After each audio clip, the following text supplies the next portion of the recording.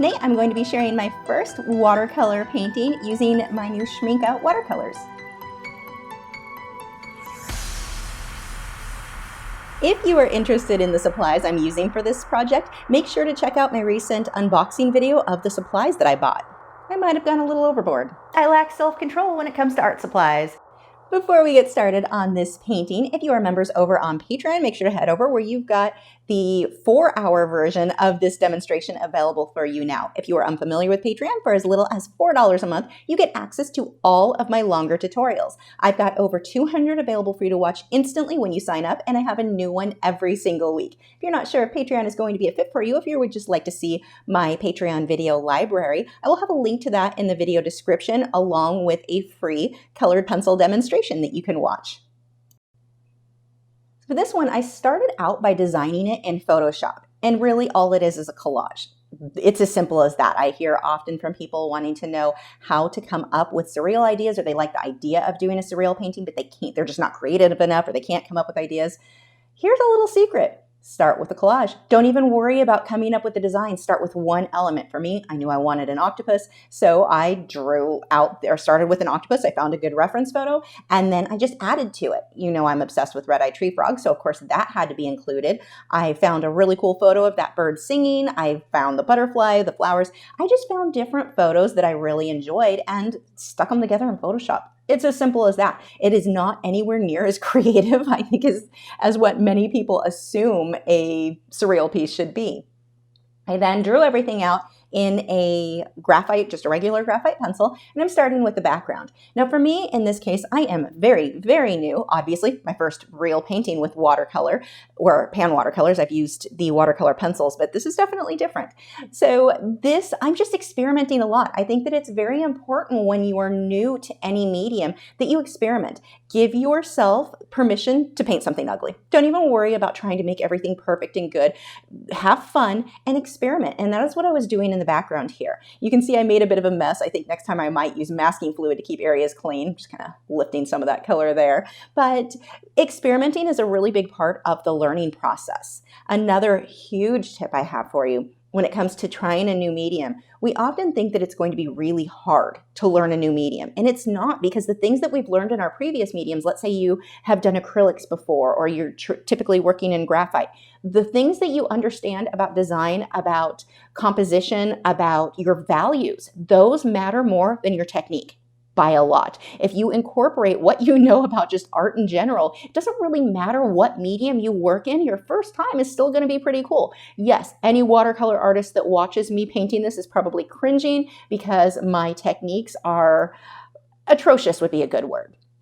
I'm not using what most watercolor artists would use. Here, white. I'm a huge fan of white. I'm using a lot of white watercolor to come back with my highlights. And most traditional watercolor artists are probably not going to use that as much. They're letting the white of the paper show through. But for me, I'm experimenting. I want to see what happens when I use the white. What happens when I let the white of the paper show through. Experimenting is such an important part of the process.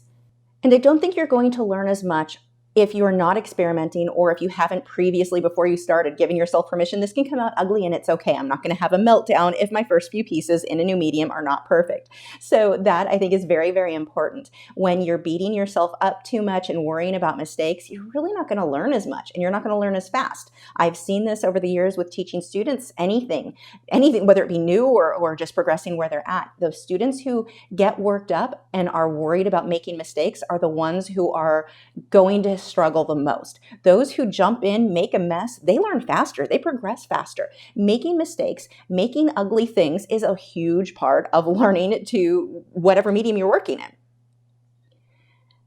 Another bonus tip for you here. When you're working in something new, you may be tempted, like in this case, let's say I thought it'd be easier to do something simple, really, really simple. This is crazy busy. This has so much going on.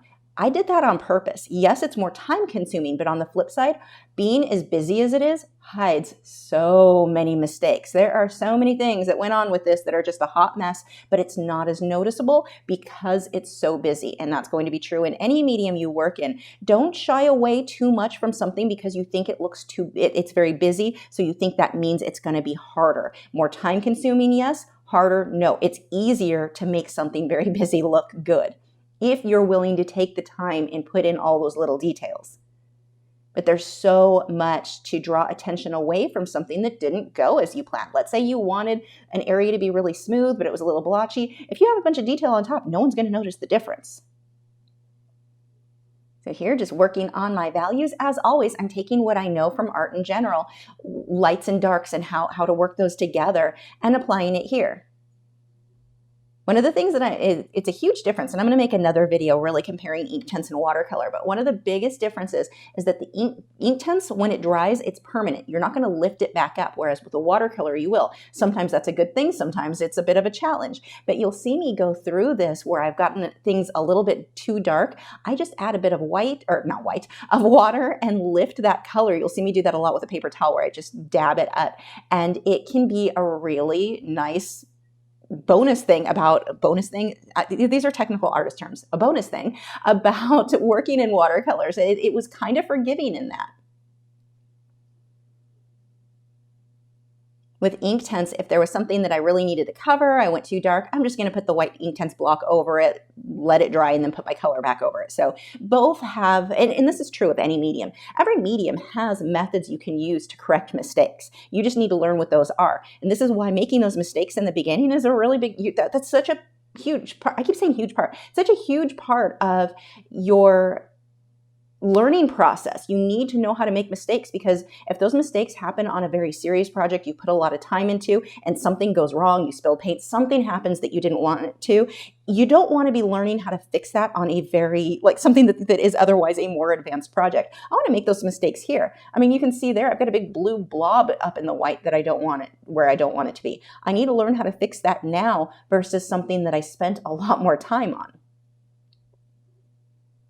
Again, just coming through, working on my values.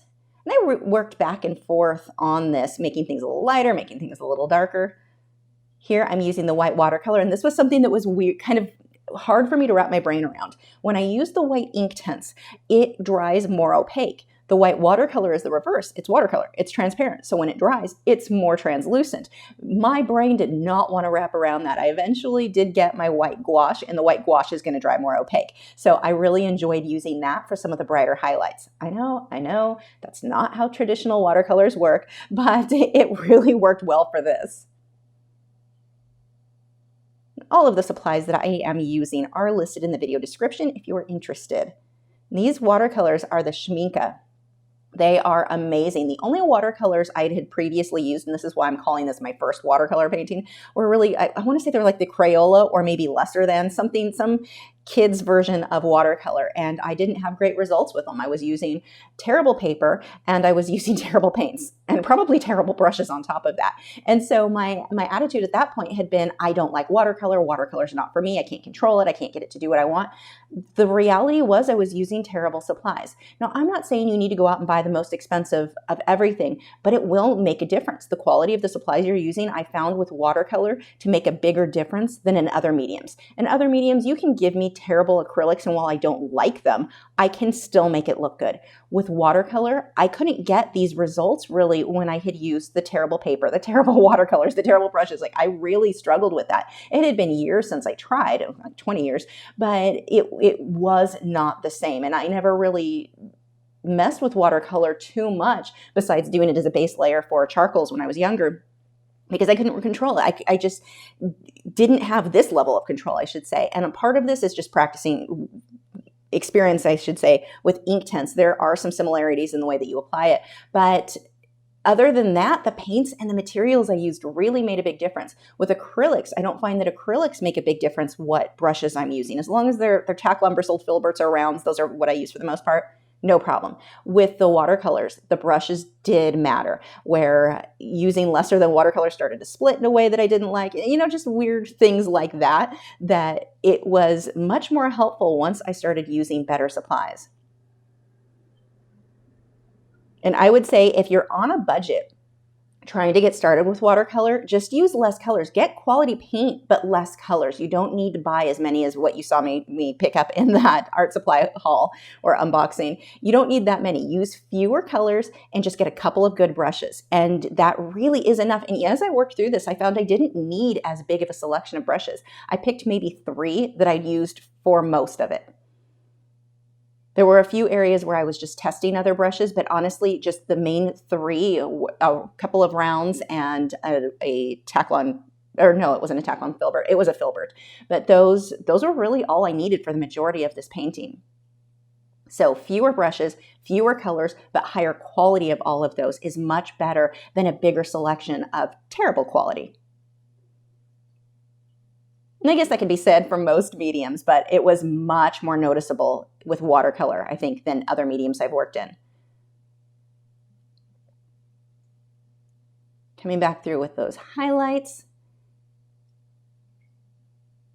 And you can layer the watercolor, you just have to be careful because as it dries and you put another color on top, if you keep working that area, it will reactivate and it can either cause the previous color to lift or you're just gonna mix what you layered on top into it, which will happen to an extent either way. But doing a couple of really quick brush strokes, I can do what would essentially be a glaze without affecting the previous layers too much. But if I work that brush a couple of times over, let's say all of that detail work I did on the back of the octopus's head, if I work that brush, maybe 2-3 brush strokes, I'm going to start smudging everything there. If I do one quick brush stroke, most of the color is going to stay put.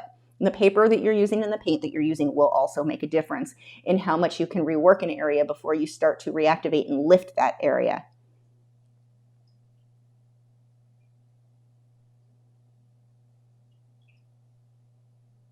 Some white highlights here. I believe I'm using that is the white watercolor, not the gouache there. You can tell because of how translucent it was when it dried. Some of this I went on top with the white gouache. Those are the areas where it stayed more white. And then some of it was with the white watercolor. Those are the areas where it faded out. So it lightened the area, but didn't keep it super white.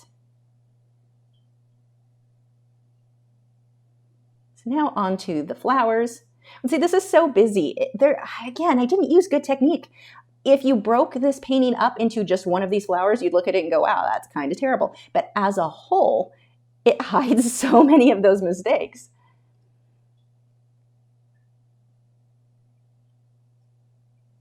I think that with watercolor for me, I'm going to play with a more loose style than what I might with like colored pencil. I think that's going to be one of the bonuses of working in watercolor. I really like how it looks when you have these messy brush strokes. I don't know if messy is the right word, but it's not super clean. They kind of run into each other. I love that. Now, one of the challenges that I have working in watercolor, I can't work flat. And I think that watercolor, many of the techniques that you would use work better if you're working flat, just the way that the paint would, or the water would move out. That was a challenge for me. I did end up laying the paper down flat when I did the background, but after that, I have to work upright at an easel because of my back. I can't look down for more than a couple of minutes or I'll end up in massive pain. So for me, I have to kind of alter my techniques or how I work in watercolor versus what I would probably say is recommended. But working flat is definitely a bit easier because of the way that the water, you can control, I think, a bit more how it pulls out. Whereas when I'm working upright, I'm going to have a tendency, if I use as much water as what I safely could use while flat, it will start to run down the paper. I added a lot of orange here. I regretted it. But it didn't ruin the piece. And I think that's the important point to remember there. You can have something that you regret, finish it. Don't give up. And I see a lot of artists do that where they'll do something and think, oh, I don't like how that looks. I wish I hadn't done that. I'm just going to throw it away. No, work through it. Figure out how to pull off the piece anyway. Figure out how to fix the areas or make it work where you didn't like it. Because that goes back to what I was saying before, where you may be on a more advanced project. You need to know how to fix these things and make it work. Because when you are on that advanced project, if you didn't already learn to fix those mistakes, that advanced project is not the time you want to be learning or something where your skills otherwise are advanced. You need to learn how to fix things that go wrong. So let them go wrong early on in whatever medium you're working in. On to the little bird. I really like with watercolor where it starts. You can see that kind of teal color on his chest that blends into the brown, and it has this like where the paint converged.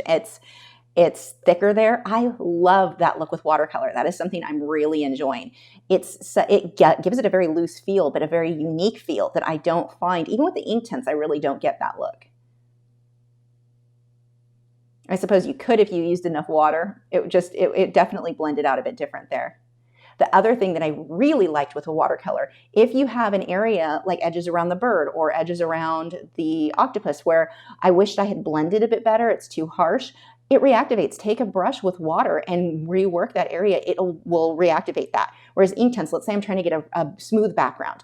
If one of those brush strokes starts to dry while I'm blending out, you have to work pretty quick, because if it does start to dry, you're going to have a harsh start and stop point. With watercolor, if one of those areas starts to dry, you just keep reworking it and it reactivates. So you can very easily smooth things out with watercolor, much more so than with Inktense. You do have to go a bit faster.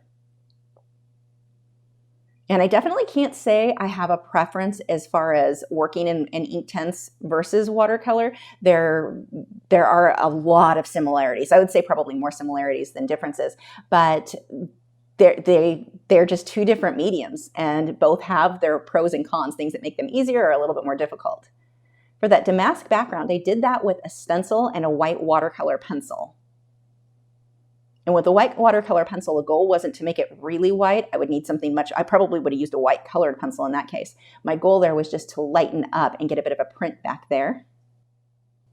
And there is my finished painting. Definitely one of the more fun mediums I've worked in. I'm a huge fan. I'm going to be using these a lot more. And it's funny because for so many years, I thought, no, I don't like watercolor. Watercolor is not for me. It was really largely the supplies I was using that were my problem. My experience probably helped. That was 20 years ago I had last tried them. Please share in the comments below, what are some of your very best watercolor tips, your favorite supplies, or your favorite watercolor channels? If you were here for Friday's live stream where we were talking about some marketing tips, I introduced you to this little bat pup that I bought from So Rumba. I'll put a link if you're interested in these guys to her Facebook page where you can get these yourself if you wanted one. They come in tons of styles. So this is Sketch. Sketch, as it turns out, is a bit of a watercolor sommelier. I didn't even know that was a thing. So here he is telling you about what he thinks is the best hot press watercolor paper. My very, very favorite hot press watercolor paper is Arches. It's 100% cotton, so that means it's amazing, and it works for all the mediums. Most of the mediums, anyway. Water-soluble graphite, amazing. Inktense, also amazing. Colored pencil, amazing. Graphite, amazing. Watercolor pencils, amazing. Pan watercolors, this one may surprise you, also amazing. Have you subscribed yet? If not, I have a handy button right there. It's round, has an orange arrow going towards it. If you click on that, that'll help you to keep up to date with all of my new art videos every single week. You may also want to click on the bell notification icon, because YouTube is going to be a little bit more likely to share what comes live for you.